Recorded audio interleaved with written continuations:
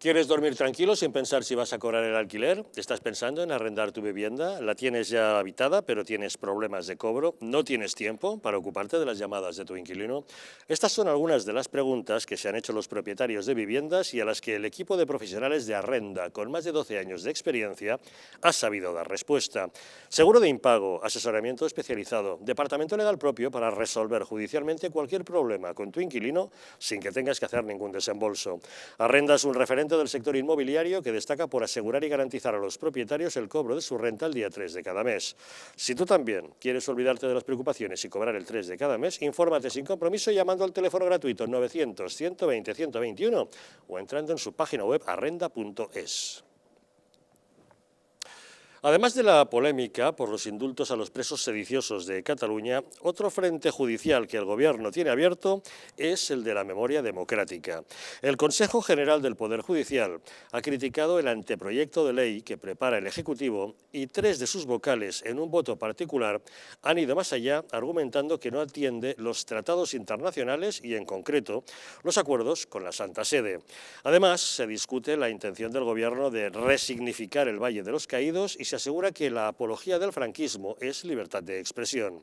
El informe del Poder Judicial es un serio varapalo a la ley estrella de la vicepresidenta Carmen Calvo. Enaltecer el franquismo es seguir vilipendiando a las víctimas, a sus familiares y a la dignidad que esas víctimas todavía requieren, con reparación, con justicia y con verdad, que es lo que persigue esta ley. Bueno, veremos qué es lo que ocurre finalmente, pero esta ley de memoria democrática era uno de los proyectos estrella, Alex, del Gobierno, y que sin embargo se va a encontrar con serias dificultades. Hay algunos elementos interesantes, por ejemplo, hacer apología del franquismo. Bueno, libertad de expresión siempre y cuando no humille o ataque directamente a una persona en concreto. Y resignificar el Valle de los Caídos. Cuidado que una basílica y un cementerio religioso dentro de una basílica no se puede convertir así por las buenas en un cementerio civil. No, además, yo creo que aquí de nuevo vemos un tic totalitario del Gobierno. O sea, es que yo creo que es importante que nos demos cuenta de que estamos ante un Gobierno que tiene una vocación totalitaria. Y no es una exageración. Un Gobierno que se mete en determinar qué es verdad y qué no es verdad en la historia, es un gobierno totalitario. Es decir, eso lo han hecho las dictaduras habitualmente. Un gobierno democrático no hace eso. Le deja esa función a los historiadores. Los historiadores debaten, explican, cuentan, pero un gobierno no te dice hay que creer esto y esto fue así, cuando además está defendiendo cosas que son absolutamente falsas. Vamos a ver, el tema del Valle de los Caídos, por ejemplo, a poco que uno se meta a conocer la realidad, no lo que muchas veces cuentan los medios de comunicación o determinados medios de comunicación, sino cuando uno va a las fuentes históricas, yo he llegado a una conclusión.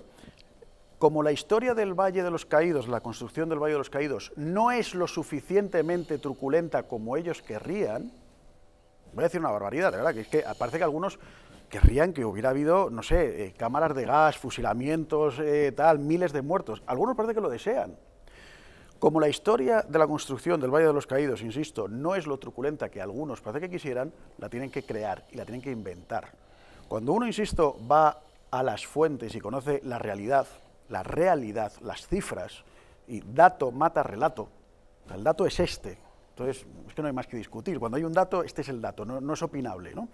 Cuando uno va a los datos y va a las fuentes, bueno, pues se da cuenta de la historia con objetividad, que tuvo estas sombras, tuvo estas luces, en fin, ve la foto completa, ¿no?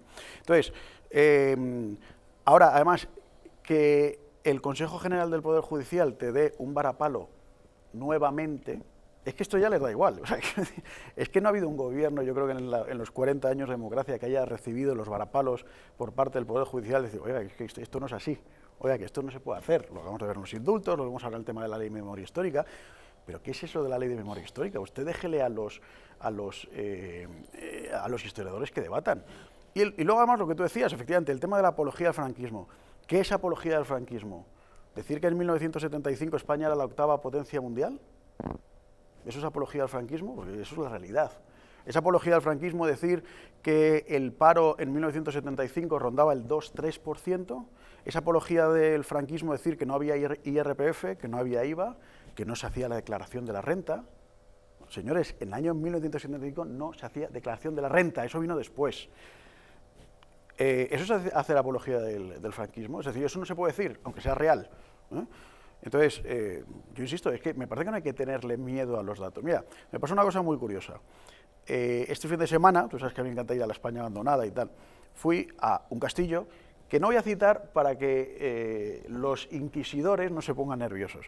Pero ahí había una placa donde explicaba que el castillo fue rehabilitado y fue inaugurado por su excelencia, el caudillo, generalísimo de los ejércitos, en el año 1960 y algo.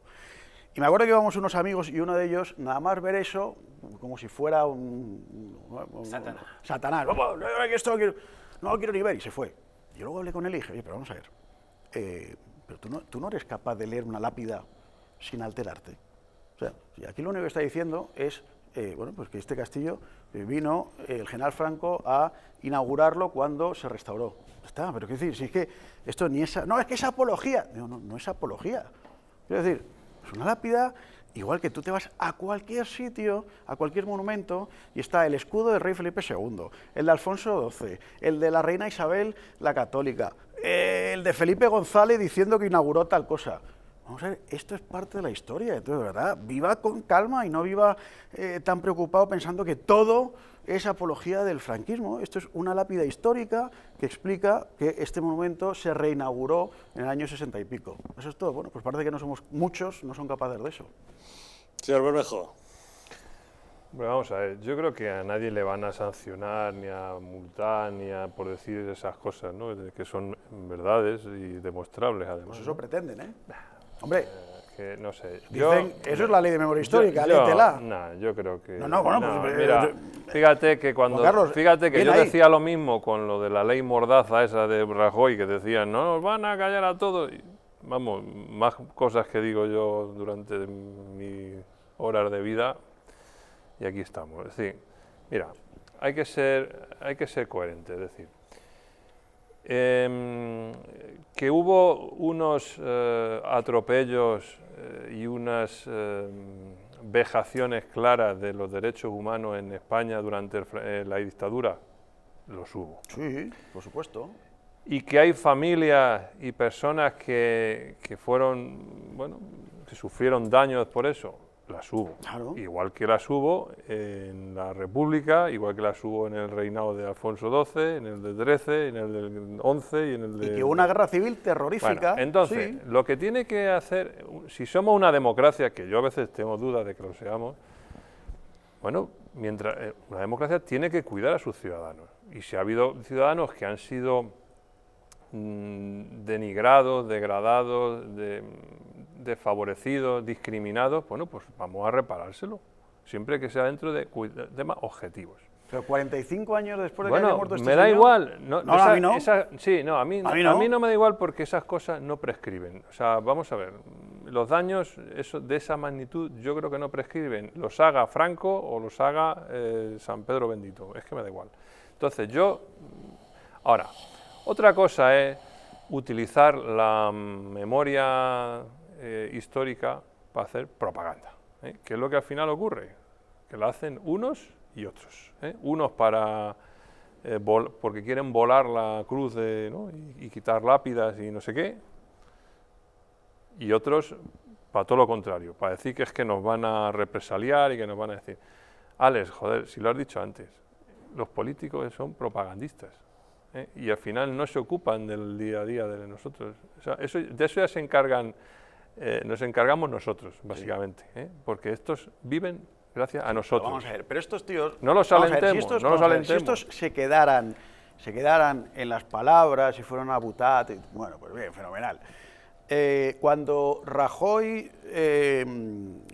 llevó la ley de memoria histórica a los tribunales y dijo que cuando él llegara al gobierno sería lo primero que derogaría junto con la ley del aborto y tal. Sí. Y llegó y no hizo absolutamente nada en los 7 años de gobierno y tal. Bueno, sí, dijo muchas cosas, ¿no? Sí. Vamos a ver, es que la ley de memoria histórica es una ley tremendamente anticonstitucional y es una ley liberticida porque impide el libre debate. Es decir, y vamos a ver, y no se está quedando, insisto, en palabras. Esta gente después del acoso, por ejemplo, que hicieron con el tema del Valle de los Caídos, de propagar todo tipo de mentiras, bueno, pues cogieron el cuerpo de 2 jefes de Estado anteriores y lo sacaron de ahí, montando una parafernalia tremenda para que el señor Pedro Sánchez se colgara la medallita, cuando no había ninguna necesidad de hacerlo. Entonces, esta gente sí va en serio, lo estamos viendo, están derribando numerosísimas cruces en distintos pueblos, porque dicen que son cruces franquistas. Yo nunca he sabido lo que es una cruz franquista. Yo sé que es una cruz latina, una cruz griega, una cruz de Borgoña, la cruz de San Andrés, pero yo una cruz franquista nunca la he visto, ellos la deben de haber visto. Entonces, están derribando cruces en pueblos contra la... No, pues oye, pues, perdona, Carlos, para ti será poca cosa, pero para las personas que tenemos sentimientos religiosos, que llegue un... Bueno, pero oye, pero Juan Carlos, no lo desprecies, porque insisto, tú tendrás unos sentimientos religiosos, pero hay personas que sí los tienen.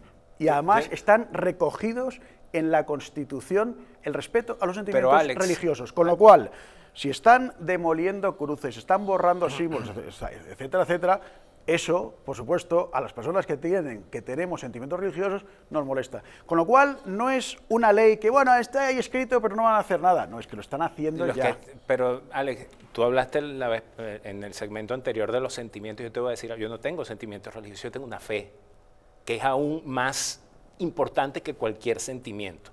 Y están atacando eso. Yo te recomiendo, Juan, que te metas en YouTube y busques No, yo no creo, Orlando Urdaneta. Ser un periodista venezolano que ahorita está exiliado, que se tiró un monólogo diciendo, ¿y que van a nacionalizar tal cosa? No, yo no creo.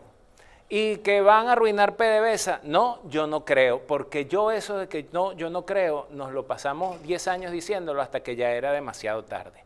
Lo quieren hacer, lo están haciendo. Me quitaste parte del discurso, porque sí, en el 75 España era la octava, novena potencia industrial del planeta, no se pagaba IRPF, no se pagaba impuestos de sociedades, 2% de paro, etcétera, etcétera. Pero además, yo tuve una crianza bastante enfrentado con mi padre, porque mi padre, en paz descanse, gallego, era franquista, o sea, y no le avergonzaba decirlo. Y yo, nacido en el 73 en Venezuela, viví bajo la propaganda de la democracia. Y, es un dictador, papá. ¿Sabes qué? Me decía mi papá. Franco de la mierda hizo peseta y Betancur del Bolívar hizo mierda. ¿Sabe qué? No hay frase más acertada, probablemente, que me haya dicho mi padre en toda su vida. Y hoy, viviendo aquí en España, veo que ustedes, porque yo estoy llegando, ¿verdad? Pero ustedes están enfermos de una cosa que se llama fundamentalismo democrático. Si no es democracia, no sirve. Falso.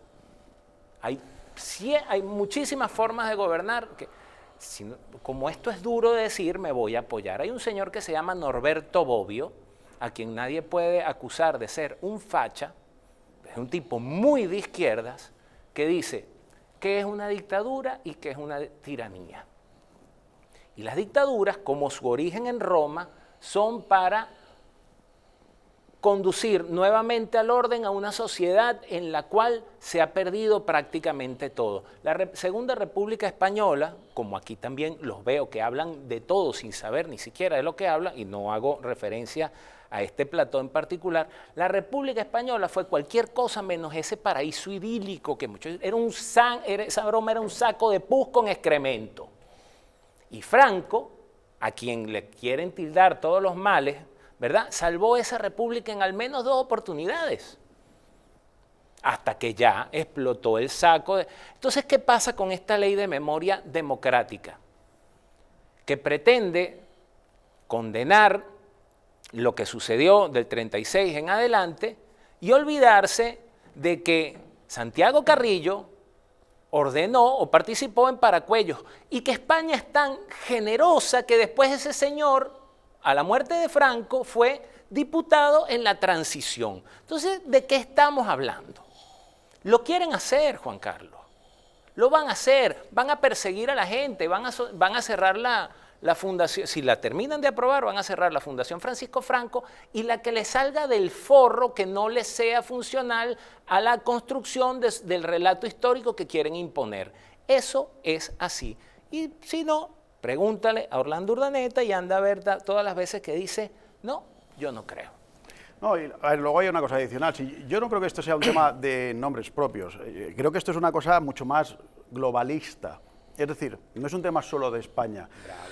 Lo que se busca es, en el globalismo, que es hacia donde vamos, es evidentemente una supresión de la soberanía nacional, ir reduciendo la soberanía nacional en favor de un macrogobierno mundial donde se nos promete que va a reinar la paz, el amor y no todas las nada cosas y serás buenas. feliz. Exacto. Efectivamente, eso que te dicen en el 2030, no poseerás nada, pero serás feliz, como dicen en la publicidad. Entonces, dentro de este globalismo, que en el fondo yo lo que creo, bueno, yo creo no, es que lo han dicho abiertamente, lo que se quiere es cambiar la civilización occidental con sus valores, que son una clara herencia judeocristiana, es decir, Occidente está constituido sobre Grecia, Roma y el judeocristianismo. Eso es así. Entonces, cuando a partir del siglo XIX empieza ya el materialismo ateo, centrado sobre todo o expresado en el marxismo y el socialismo, bueno, pues evidentemente lo que se quiere es un cambio absoluto, cambiar todo eso. Entonces se introducen una nueva serie de valores, se introduce una cosmovisión nueva. Es decir, lo que había sido Europa hasta ese momento, el mundo occidental, lo quieren cambiar. Entonces, dentro de todo este plan, bueno, digo, Franco es una anécdota, lo importante no es Franco, sino lo importante es cambiar, insisto, radicalmente el sistema de valores y crear una sociedad completamente nueva. Y para eso, evidentemente, todo lo judeocristiano estorba.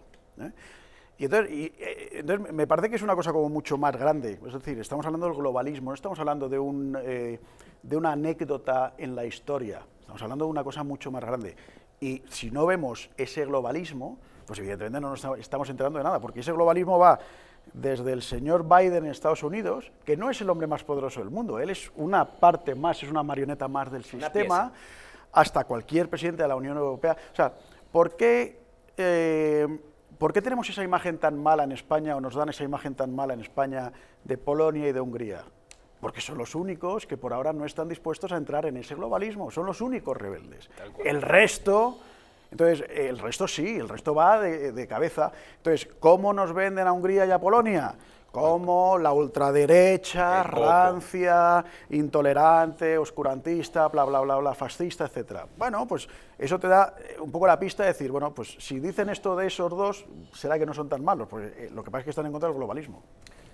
Bueno, hay mucha gente que hace mierda con los bolívares, y con los euros también, y con los dólares.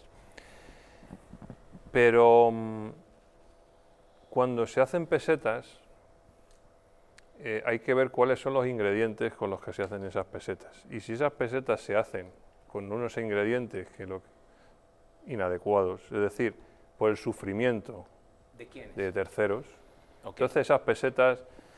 Y con esto te voy a decir que no es una justificación que haya gente que hace mierda con los bolívares para que haya gente que haga pesetas por el sufrimiento de otros. Pero ya va, hubo una guerra. Dicho esto. La guerra fue ganada por el bando nacional y se instauró la paz del vencedor. Lo mismo hubiesen hecho los republicanos. Perdón, mira, yo puedo llegar a entender que Franco y sus secuaces, por un instinto de supervivencia, que era ese, y no otro, la razón por la que dieron un golpe de Estado, yo puedo llegar a entender que se rebelaran y que entraran en guerra para salvar su vida. Yo eso lo puedo llegar a entender. Lo que jamás entenderé, y por eso pienso que Franco era un miserable, es que una vez ganada la guerra, en vez de reinstaurar la república y la democracia en España, se tiró ahí 40 años con su propia industria. Se llama dictadura. Perdón. Se llama ser un miserable. No, se llama dictadura. Mira, que tengo que discutírtelo, porque ¿sabes qué pasa? Una sociedad... Los romanos instauraron la dictadura. ¿Para qué? Y nombraban un dictador, el Senado nombraba un dictador para reinstaurar el orden. Un rato. Nombraban un dictador un rato, o unos años, o como mucho, cuando invadió a Aníbal y tal, eso, unos años, vale, pero luego el Senado y los señores. Pero bueno, voy a esto. Y don Javier, ahora que hemos hablado de pesetas y de ¿Quiere usted hablar de economía? ¿Me deja usted dar un dato pues importante? Permítame preguntarle, ¿qué pasa con la inflación en Estados Unidos, que se ha disparado al 5% en máximos históricos en los últimos 13 años, ¿no? Pues sí, esto es un dato que hemos conocido hoy y que es un dato ya más preocupante del que ya veníamos anunciando en las pasadas semanas. Y esto puede truncar toda esta recuperación que se está viendo, ¿no? Y que es un hecho. Y son datos ya que empiezan a ser preocupantes. La inflación en Estados Unidos, 5%, se contagiará al resto del mundo occidental, digamos, en este caso. Esto nos tocará también en España. Y las consecuencias pueden ser graves, porque cuando la inflación se dispara, eso quiere decir que la oferta no es capaz de absorber a toda la demanda que hay. Y si eso ocurre, provoca otra vez desigualdades, expulsión, porque hay gente que no puede acceder a esos bienes y servicios. Y esto solo se puede arreglar de dos formas. Una a largo plazo, que es que la propia economía se autorregule, es decir, que la oferta de bienes y servicios se acondicione, pero para eso se necesita largo plazo y sobre todo iniciativa privada. Y la segunda, que es lo que suelen hacer los políticos, que es intervenir la economía. ¿Cómo? Encareciendo el precio del dinero para controlar los precios, es decir, subiendo los tipos de interés. Pues mira, Sánchez se ha adelantado. Y si eso ocurre, entonces... Es un estratega, Sánchez. Ya saben ustedes lo que eso supone. Gurú. Si suben los tipos, entonces la deuda, los que tienen deudas, tendrán que pagar más por ellas, y en lo público nos será mucho más difícil colocar la deuda, esta que nuestro déficit se irá ya al infinito, y la deuda nos costará, los intereses de la deuda todavía serán mucho más altos. Por lo Es tanto, decir, que se dispare la inflación en Estados Unidos nos va a afectar a todos, ¿no? es el principio. Pero... Y esto llegará aquí, y si no se contiene, insisto, llevamos varios meses ya en esa tendencia, pero esto puede ser una preocupante. pregunta, y entonces ahora no se le puede echar la culpa a Trump. ¿A quién se la echamos? ¿A Ayuso? Hay dos ¿A quién se la van a echar esta vez? dos causas de que esto se esté produciendo. Básicamente son dos. La primera es el río de dinero que puso primero Trump y luego Biden encima de la mesa. Es decir, el cheque que les dio a todos los americanos. Eso es una de las causas que probablemente está produciendo esto. Y la segunda es que hay mucho ahorro contenido, ¿no? La gente ha estado en casa, ha estado recluida, y entonces hay mucho ahorro retenido, y ahora hay esos ahorros están expandiéndose porque tampoco son premiados por los bancos. Es decir, el banco no premia el ahorro, y como no lo premia, pues entonces la gente lo pone en circulación. Y eso es lo que está provocando esta inflación que nadie se esperaba. De todas formas, fíjate, yo creo que también, ahora que dices esto, habría que hacer una gran reflexión sobre el tema. Generalmente se nos plantea o un sistema marxista-socialista o un sistema capitalista. A mí personalmente me parece que tanto el capitalismo salvaje como un sistema marxista, los dos son absolutamente inhumanos. O sea, quiero decir, una sociedad donde el Estado lo hace todo por ti, lo decide todo por ti, o una sociedad donde si tú no eres válido, la sociedad te arrolla, como es el capitalismo salvaje, evidentemente las dos son absolutamente inhumanas. Yo creo que también es un toque de atención a todos para ver qué tipo de economía estamos también haciendo. Es decir, si es una economía que tiene alguna base ética o que respeta algún principio ético más allá del ganar el máximo posible al precio que sea, a costa de quien sea, que lamentablemente es la mentalidad de muchas empresas. Claro, no, como yo soy empresa y necesito sobrevivir y crecer más, pisoteo los derechos de mis trabajadores. Pongo en la calle al 20% de la plantilla sin ninguna contemplación, recorto cualquier concesión que tienen los trabajadores. O sea, eso es una cosa absolutamente inhumana y, entonces, insisto, creo que es muy bueno tratar de reflexionar sobre esos principios éticos. Es que no todo vale, es que no es ganar por ganar sin ningún escrúpulo. Es que, no, pero es que lo hacen todos, y si no lo haces tú, te vas al carajo. Anda que no hay ejemplos de empresas éticamente responsables que están saliendo adelante, que tratan a sus trabajadores con dignidad. Ojalá cunda el ejemplo, porque para eso también sirven las crisis. Sí, sí. Es muy importante que en la economía haya una mezcla de liberalismo, porque el Estado no puede meter las zarpas en todo, ¿no? Pero también de socialismo, Claro. porque hay sectores que si no se les protege, pues quedan excluidos, y entonces ese equilibrio es el más importante, ¿no? Entre liberalismo económico y social, pues para que esos sectores no queden excluidos, Claro. porque al final todos nos autoalimentamos. Si tú expulsas a esa gente del mercado, pues al final, ¿a quién le venden las cosas? Claro. No, pero además, vamos a ver, España, que somos tremendamente caínitas, ya lo sabemos, a aquel que tiene éxito se lo crucifica. Es decir, en España tenemos algunos de los empresarios más prestigiosos del mundo.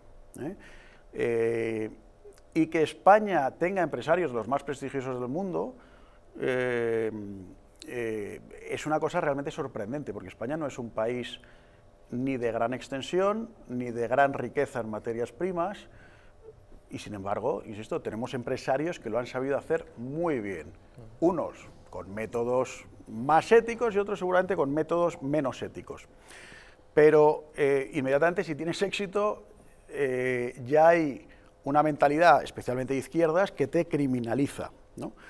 Entonces, es que es imposible, o sea, el emprendedor está bien visto, ¿no? El chaval que monta una startup, una aplicación, no sé qué. Ahora, en el momento en el que ese chaval pasa a ser ya un empresario de éxito, ya muchos le ponen la X. Cuando es un tío que ha empezado de abajo, pero a partir de cierto nivel ya le da miedo a una parte de la población, ¿no?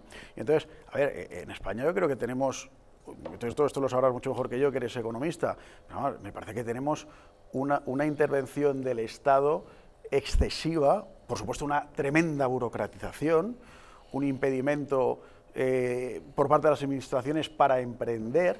Hoy han salido, por ejemplo, unos datos del INE, me parece, que es que Madrid ha sido la comunidad autónoma que ha generado más empresas, 2000 y pico en este último mes, después de Andalucía, y Cataluña lamentablemente mucho más abajo. Evidentemente el empresario busca estabilidad, busca que le dejen terreno de juego para jugar. Si tú le cierras una jaula, ahí evidentemente no corre y no juega, ¿no?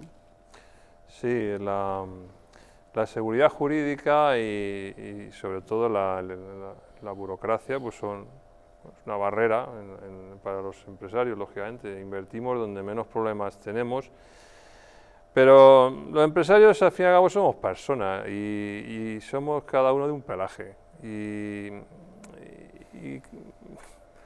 Pues bueno, tenemos nuestras cosas. No somos hermanitas de la caridad. No, evidentemente, pero vamos a ver, Juan Carlos, si hay una cosa, a mí me parece que meter a un determinado colectivo, o sea, todos son así. Yo muchas veces discuto alguna vez con algún joven, alguna joven, no, es que todos los policías son. No, vamos a ver, hay policías, la mayor parte, al menos en España, que creo que son gente excelente, profesional, etcétera. Oye, y luego hay policías que cometen excesos, evidentemente, pero todos los policías son, ya vas mal. Esa caricatura de que el empresario es el malo opresor mientras que el trabajador es el pobre o la pobre víctima, pues evidentemente no sostiene el más mínimo argumento. Yo he tenido personas a mi cargo a lo largo de mi vida y me he encontrado por lo general con gente excelente, buenos trabajadores, otros más o menos del montón, que bueno, salen al paso, y me he encontrado con empleados que son absolutos estafadores y absolutos delincuentes, ¿eh? Y por supuesto iban de víctimas. Entonces, de todo hay. Evidentemente hay empresarios extraordinarios, empresarios que son hijos de mala madre, igual que hay empleados muy dignos, honrados, trabajadores, buenos profesionales, y otros que son una panda de sinvergüenzas. Entonces, insisto, criminalizar a unos o canonizar a otros por el simple hecho de estar en este lado o en este lado, no tiene ningún sentido. De ser una cosa. Y luego que tú decías lo del que pasa de ser emprendedor y luego es empresario, es que la izquierda, y esto es absolutamente cuestión de la izquierda, no hay un parámetro y no debe existir, pero ellos, ¿dónde ponen la línea, no? O sea, ¿cuándo dejas de ser una cosa y cuándo es otra? ¿Cuándo empiezas a ser rico? Y entonces es absolutamente discrecional, ¿no? Porque hoy los ricos son a partir de 200.000 euros al año y mañana les hace falta y no, ya es a partir de 60 o de 50 o ya cualquiera que les provoque es rico. Y es absolutamente discrecional. Hay algo también que hay que señalar sobre el tema de empresarios, opresores, oprimidos, y es que las grandes empresas que en algún momento fueron startups y que hoy vemos como grandes conglomerados y broma, pues han conseguido su mejor socio en el Estado y han dejado de ser empresarios competitivos, emprendedores y broma, y ahora se han constituido, y hablamos hace rato de eso, en élites que ejercen un control. O sea, el crecimiento económico de cosas como Amazon, por ejemplo, que no es tema de esto, que estábamos hablando de la inflación en Estados Unidos, pero ya que metieron el tema de los empresarios, es que ya también es difícil decir, es que no lo satanices por ser empresario, porque ya hay muchos que se han convertido en lo que la izquierda quiere ser, en lo que la izquierda es. Pero bueno, pues esta es la situación, ya lo saben, esta subida de la inflación hasta el 5% en Estados Unidos, un máximo histórico de los últimos 13 años. Hacemos una pequeña pausa y volvemos de inmediato para ocuparnos de la acusación que ha recaído sobre Íñigo Errejón. Ya saben que un hombre de 67 años le acusa de haberle pegado una patada en el estómago. Este hombre estaba en tratamiento de cáncer, tenía una hernia, esa patada en el estómago por lo visto se la ha empeorado, le ha obligado a una intervención quirúrgica, eso ha obligado a interrumpir la quimioterapia a causa del cáncer y ha presentado esta denuncia contra Íñigo Errejón. Errejón lo niega, dice que son acusaciones falsas, pero el abogado de la víctima dice que lleve cuidado quien diga que se trata de acusaciones falsas, puesto que eso puede ser una calumnia. Pausa y les contamos.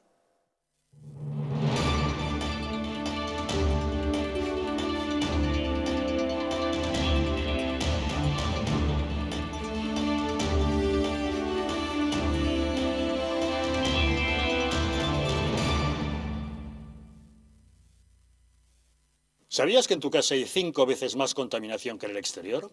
Respirar es vital, pero respirar bien nos hace vivir más tiempo y mejor. Ahora lo puedes conseguir con Biou, el sistema de tratamiento integral del aire que elimina los virus, las bacterias y aquellas diminutas partículas que son tan dañinas para la salud. Si padeces de alergias, EPOC, apneas, descansas mal, te levantas cansado o quieres evitar contaminarte con virus y bacterias, llama ahora mismo al teléfono 900-730-122 y pruébalo gratuitamente durante 15 días. Biou, respirar bien para vivir mejor.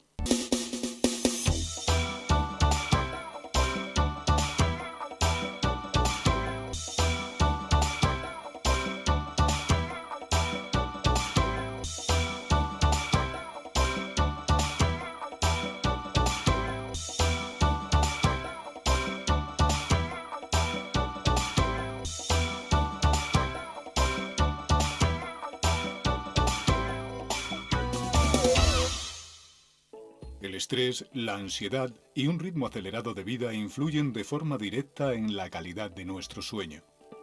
Calm Plus de Mundo Natural es una combinación de aminoácidos esenciales como el L-triptófano, precursor de la serotonina, y la vitamina B6, que contribuye al funcionamiento normal del sistema nervioso y a disminuir el cansancio y la fatiga. Vive con tranquilidad. Calm Plus de Mundo Natural. ¿Quieres dormir tranquilo sin pensar en si cobrarás tu alquiler? Con nuestro servicio de gestión integral podrás olvidarte de tus preocupaciones porque Arrenda se encarga de todo, pagándote el día 3 de cada mes sin excusas. Si tienes una vivienda alquilada o estás pensando en hacerlo, contáctanos. Arrenda, el alquiler seguro y garantizado. ¿Sabías que en España hay 30.000 muertes por infarto cada año? ¿Sabías que después de un infarto, cada minuto transcurrido disminuye las posibilidades de sobrevivir un 10%? ¿Sabías que una ambulancia de media tarda en llegar a nuestra casa entre 10 y 12 minutos, produciéndose 3 de cada 4 infartos en nuestro hogar? Nace en España el proyecto Protege tu vida con el objetivo de salvar más de 7.000 vidas al año. Ahora, salvar tu vida depende de ti. Crea en tu hogar un espacio cardioprotegido con el mejor desfibrilador y de fácil uso. ¿Qué precio le pones a tu vida? Llama ahora al teléfono 900-730-061 o entra en nuestra página web www.protegetuvida.eu y verás que proteger tu vida cuesta muy poco. La joya de la mujer más poderosa de la cristiandad, la madre que forjó una gran nación, España. Los sueños de la reina Isabel plasmados en un tesoro único. Joyas Históricas presenta el collar de Isabel la Católica, una réplica exacta de la joya de la reina más importante de la historia universal. El collar que enamoró a Isabel la Católica y con el que descubrió un nuevo mundo, ahora puede ser tuyo. La joya que evoca la fuerza de una mujer que fue capaz de concebir la nación más poderosa del mundo. Siente el poder de una reina con el collar de Isabel la Católica. Un diseño de alta joyería que simboliza lo que nunca acaba. La gloria de una nación como España. Llama al 900-730101 y sé una reina.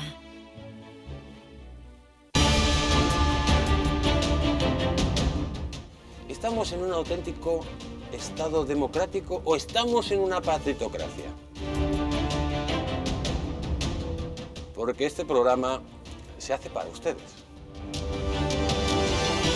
La ciudadanía está quedando atónita a lo que estamos viendo. Vamos a ver cosas que nunca se imaginarían. Lo que ha pasado en España demuestra que Falconetti no es tonto. Que la democracia, ¿qué es lo que es, amigos? El imperio de la ley. Esta izquierda rancia lo que quieren es exterminar todo aquello que no piensan exactamente igual. El castigo va a ser terrible para todos los partidos.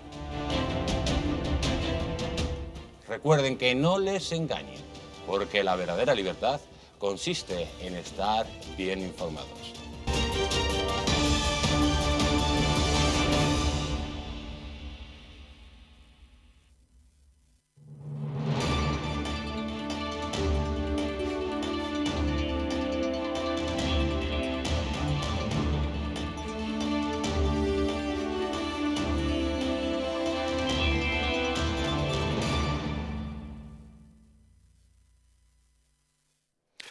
¿Sabías que nuestro intestino aloja una estructura que fabrica y almacena el 80% de nuestras defensas? Y es que la flora intestinal juega un papel fundamental en la defensa de nuestro organismo.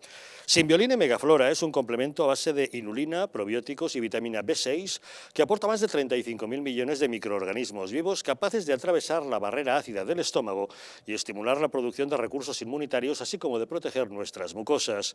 Además, la vitamina B6 contribuye al metabolismo energético normal, al funcionamiento normal de los sistemas nervioso e inmunitario y ayuda a disminuir el cansancio y la fatiga. Puedes encontrar la denuncia de un vecino de Lavapiés de 67 años contra Íñigo Errejón, al que acusa de haberle dado una patada en el estómago, está siendo investigada por el Juzgado de Instrucción número 16 de Madrid, respetando la presunción de inocencia hasta que la justicia determine qué es lo que realmente ocurrió. Este caso viene a sumarse a otros episodios violentos protagonizados por dirigentes políticos de la izquierda que han llegado a los tribunales. Esta semana, la portavoz de Podemos en la Asamblea de Madrid, Isa Serra, renunciaba a su acta de diputada regional antes de que el Tribunal Supremo se pronuncie sobre la sentencia del Superior de Justicia de Madrid que la condenó por agresión a la policía en una sentencia que la inhabilita para cargo público. También el Supremo juzgará a Alberto Rodríguez, secretario de Organización de Podemos, por un delito de atentado contra la autoridad y lesiones, que está acusado de patear a un policía.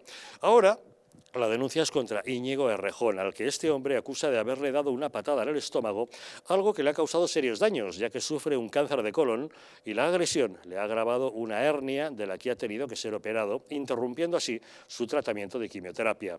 Errejón ha dicho que las acusaciones no son ciertas.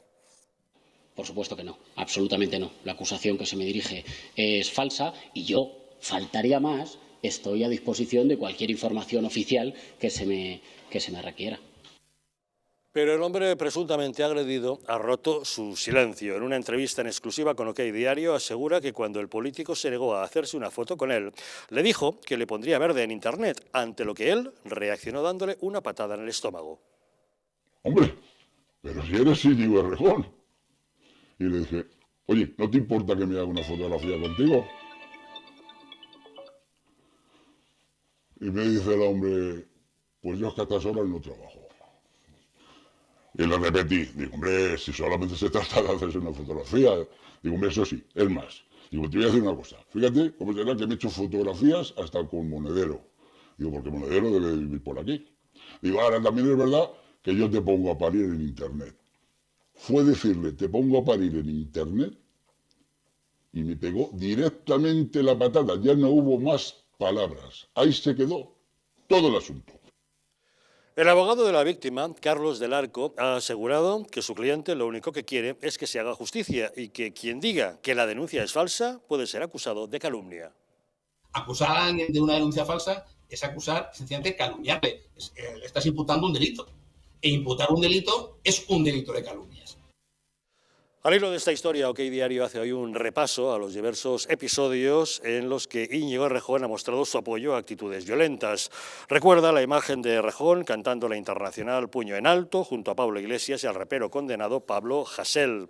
Su apoyo a la tiranía violenta de Hugo Chávez en Venezuela.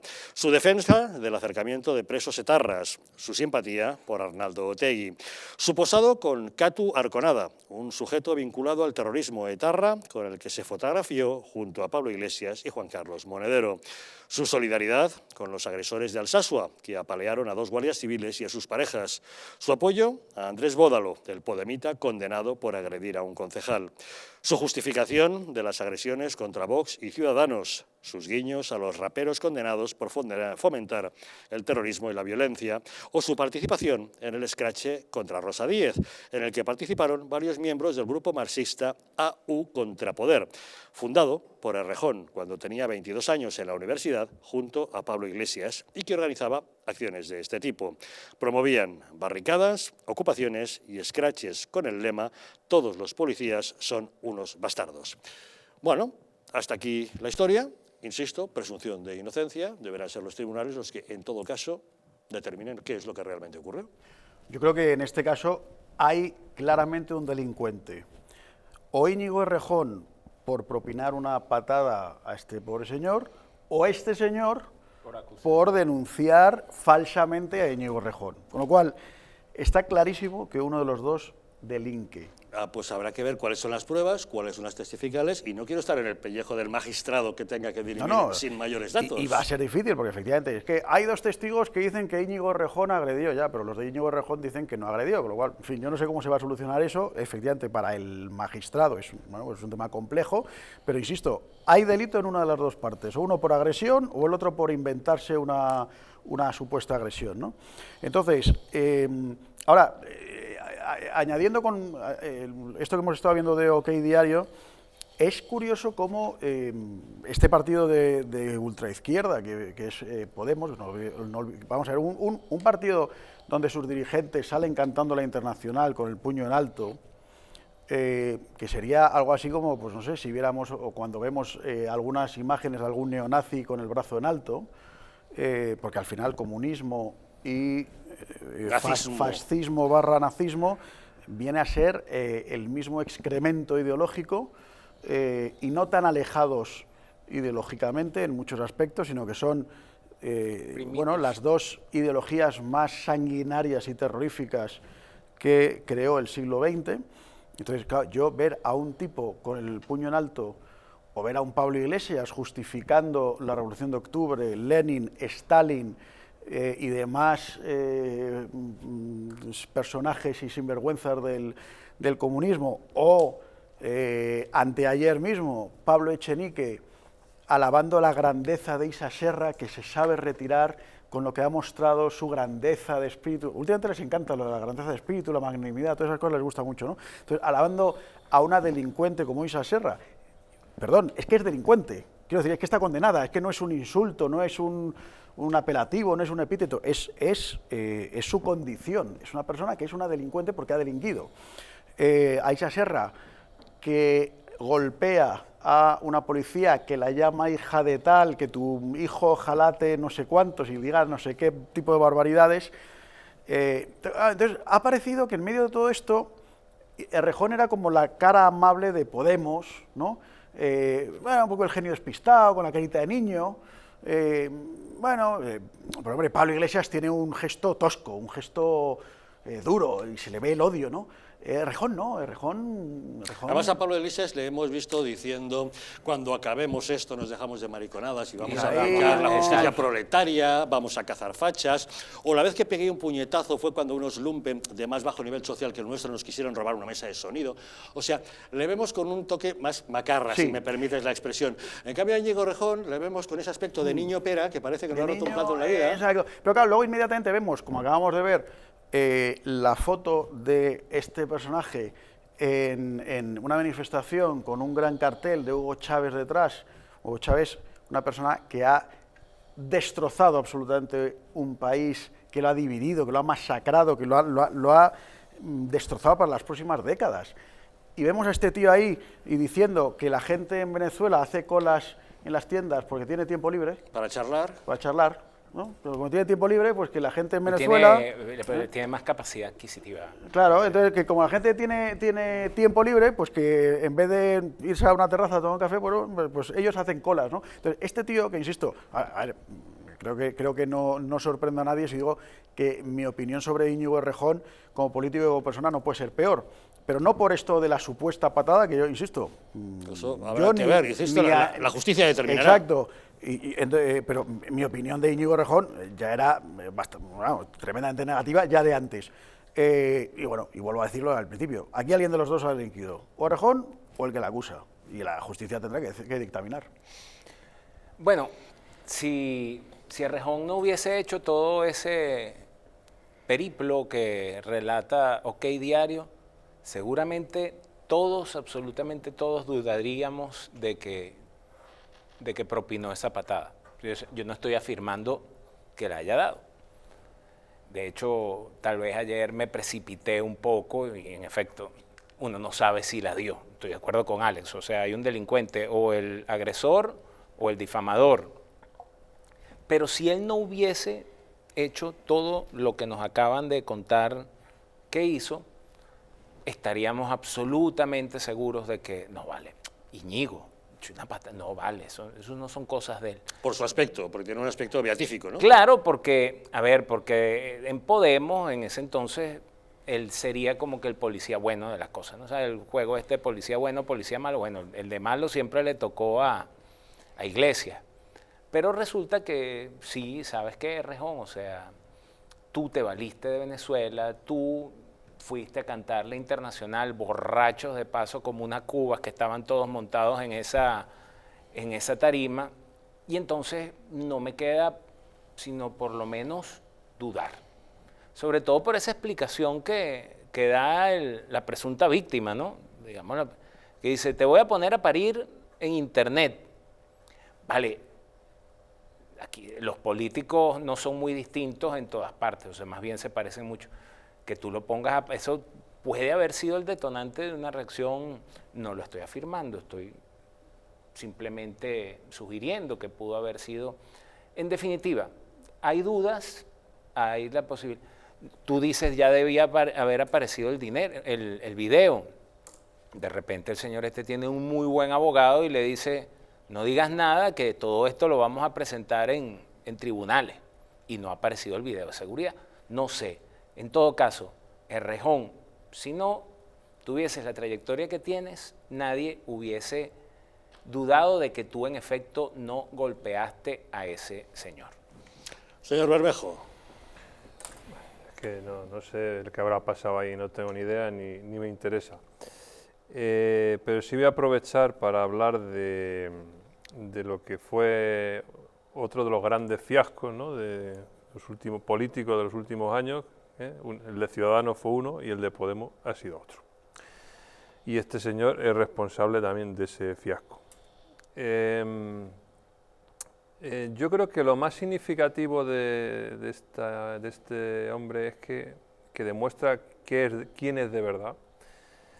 Es que justo un par de meses antes de las elecciones del año 19, donde Podemos él iba a ser el candidato, ¿no?, de Podemos a la Comunidad de Madrid, un par de meses antes traiciona al partido y se alía con Manuela Carmena para... Las Magdalenas. Yo creo que eso dice mucho de cómo es una persona, ¿no? Es decir, o sea, Podemos, yo entiendo que muchos de Podemos se han ido hartos de Pablo Iglesias, se fue Carolina Vescansa, ¿no? Se fue. Gente muy válida se fue de Podemos por hartos del indigente mental este de Pablo Iglesias. Pero en concreto, Íñigo Errejón, yo creo que es otra persona, no es una buena persona. Honestamente, por eso que hizo en su día, ¿no? ¿Qué va a pasar ahora con ese proyecto de izquierda que se creó en su día? Bueno, yo creo que ese proyecto, a diferencia del nuestro, que no sabemos dónde va a acabar, tiene un futuro ahora mismo. Tiene una figura emergente que se llama Yolanda Díaz, y es una oportunidad que tiene ese proyecto, que llegó a tener 71 escaños, no nos olvidemos, 71 escaños llegó a tener Podemos en el Congreso.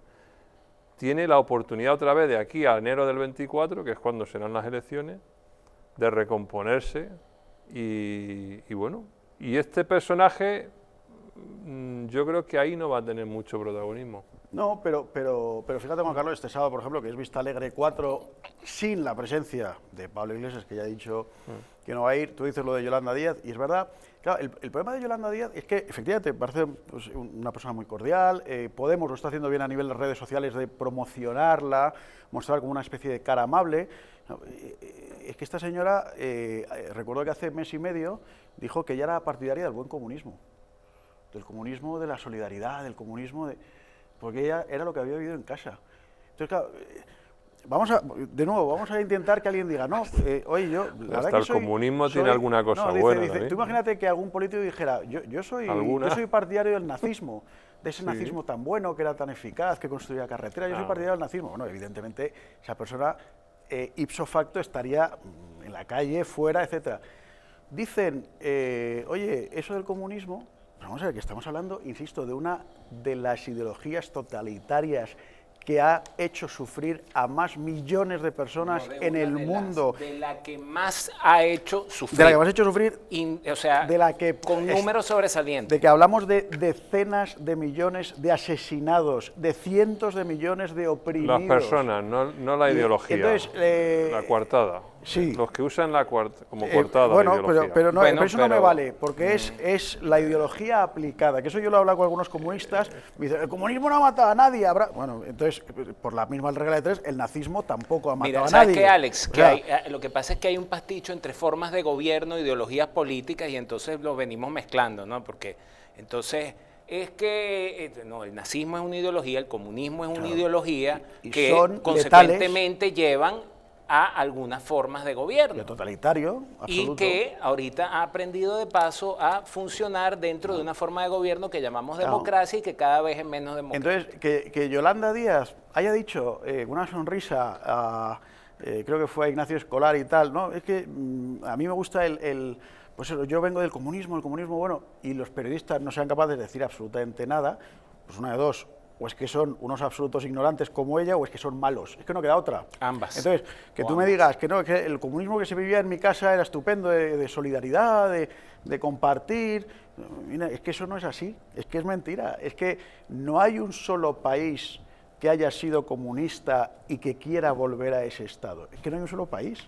Quiero decir, es que desde que cayó felizmente el muro de Berlín el 8 de noviembre de 1989, quiero decir, se nos deberían haber abierto los ojos del espanto y del terror que era ese comunismo, y sin embargo hay algunos que todavía lo siguen reivindicando, lo cual es una cosa, en fin, absolutamente terrorífica. Pues es lo que tenemos, y en este país parece que se está tomando como carta de naturaleza normal, como una opción política más, democrática, frente, como tú bien dices, a esa censura directa a otras ideologías que se consideran inasumibles en democracia. ¿No? Por eso yo creo también, Javier, es tan importante, igual que se hace una condena sin paliativos de una ideología totalitaria, genocida y asesina como es el nazismo, como es el fascismo, que se haga eso mismo del comunismo. Lo ha hecho la Unión Europea. Eso se hizo en el Parlamento Europeo. Lo ha hecho la Unión Europea, pero bueno, quedó en una especie de... Y aquí Podemos y hasta el PSOE reivindican que el Parlamento Europeo ha censurado el nazismo, pero no dicen lo mismo del comunismo, cuando va en la misma resolución. Efectivamente. Pero yo, esto lo he hablado con algún comunista, te dice, bueno, pero como no era vinculante, como no era vinculante para los países, pero claro, efectivamente el Parlamento Europeo ha dicho claramente que nada de exaltación de nazismo, ni de fascismo, ni de comunismo. Sí, pero para bajar el... Y seguimos viendo, hace escasamente un mes y poco, el día 1 de mayo, yo asistí a una manifestación en la Puerta del Sol de Madrid, donde llevaban una veintena o una treintena de banderas rojas con la hoz y el martillo. Y con retratos de Marx, retratos de Lenin, retratos de Enver Hoxha, que además de arruinar absolutamente a su país, Albania, bueno, pues se cuentan por decenas de miles las personas que asesinó, en fin. Entonces, claro, cuando ves a grupos de jóvenes con esas banderas y tal, pues dices, bueno, aquí hay o no saben nada, o estar muy engañados. Partidos del arco parlamentario que se identifican como marxistas, y aquí no. Sí, sí, sí. Pero bueno, es lo que tenemos. Don Juan Carlos Bermejo, muchas gracias por habernos acompañado. Gracias, Alex Navajas, por haber estado con nosotros. Muchas gracias, Pedro Luis Pedrosa, por acompañarnos. Gracias a ti, Javier. Feliz noche. Nos vamos, pero no se vayan lejos, que ahora les dejamos con la película. Esta noche, el Hanoi Hilton, un drama bélico que nos narra el sufrimiento, las torturas y las duras condiciones en las que tuvieron que encontrarse los prisioneros de guerra estadounidenses en un campo de prisioneros de Vietnam del Norte. La verdad es que es una película dura en la que vemos que entre todo ese sufrimiento siempre aflora esa capacidad de resistencia del ser humano y los lazos de compañerismo y camaradería que se desatan entre los prisioneros. Que disfruten ustedes de la película, que nosotros les esperamos mañana, una vez más, aquí, en Los Intocables. España ha sido arruinada por políticos sin escrúpulos y medios de comunicación vendidos al poder. Es la hora de defender nuestra nación. Porque la verdadera libertad consiste en estar bien informado, hazte miembro del Club Patriótico del Distrito. Dependiendo del nivel, podrás tener acceso a contenidos exclusivos y conocer a nuestros presentadores y colaboradores. Y por último, podrás convertirte en un auténtico contertulio de Los Intocables y acompañarnos en nuestra comida semestral de amigos. Nosotros invitamos. Únete al Club Patriótico del Distrito, la televisión de la resistencia. En patreon.com/Distrito TV o llamando al 913-719-167.